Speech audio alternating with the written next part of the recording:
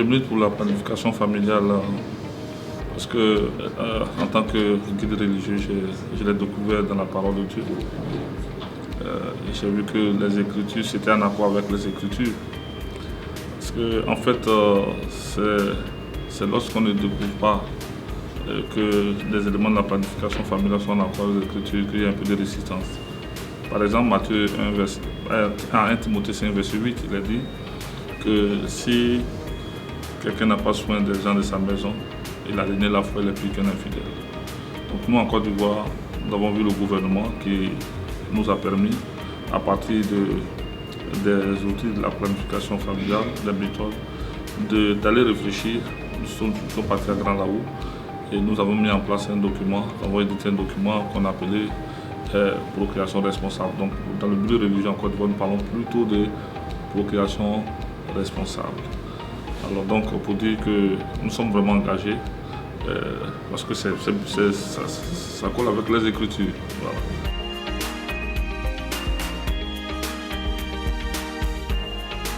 La maîtrise de la gestion familiale participe déjà au développement donc, de la communauté. C'est pour ça que je reviens toujours sur ce passage. Jésus a dit, mais qui d'entre vous, s'il veut bâtir une tour, de s'asseoir d'abord pour calculer la dépense, pour voir s'il a de quoi la terminer. En fait, il est en train de dire qu'il est aussi important de faire des calculs, des projections. On met au monde des enfants, mais il faut en prendre soin. Et lorsqu'on n'arrive pas à en prendre soin, c'est la société même aussi qui négativement donc, paie le prix.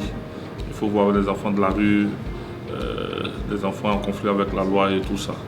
Donc tout ceci, quand la planification familiale, la procréation responsable est mise en œuvre, donc elle participe à l'équilibre de la famille, à la bonne santé aussi de la mère, de l'enfant, et puis surtout à la maîtrise de la gestion économique au niveau des foyers, des ménages et tout ça. Donc vraiment, c'est un avantage de la pratiquer. Au départ, j'avais aussi cette conception selon laquelle la procréation responsable ou la planification familiale consistait à limiter systématiquement des naissances. Parce que la Bible dit que Dieu a dit de se multiplier. Si on doit se multiplier, pourquoi faut-il limiter, etc. Donc, c'est quand j'ai compris que je me suis engagé. Donc, il faut comprendre aujourd'hui qu'il y a des obstacles au niveau surtout doctrinal qu'il faut pouvoir lever.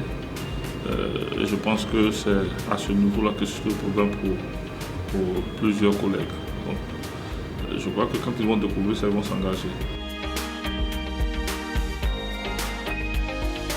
Le plan d'action d'abord est venu en formation politique, ça c'est déjà important, pour optimiser déjà nos communications, pour atteindre le plus grand nombre, ça c'est déjà bon. Donc je remercie de passage ITRA Health et puis ITRA Lives et puis la fondation Elwed qui nous a permis de faire cette formation. Pour nous c'est déjà important. Alors je pense que principalement pour moi c'est le plaidoyer. On continue toujours de percer le milieu. Il y a toujours des goulots d'étranglement à certains niveaux. On continue tout donc par le plaidoyer.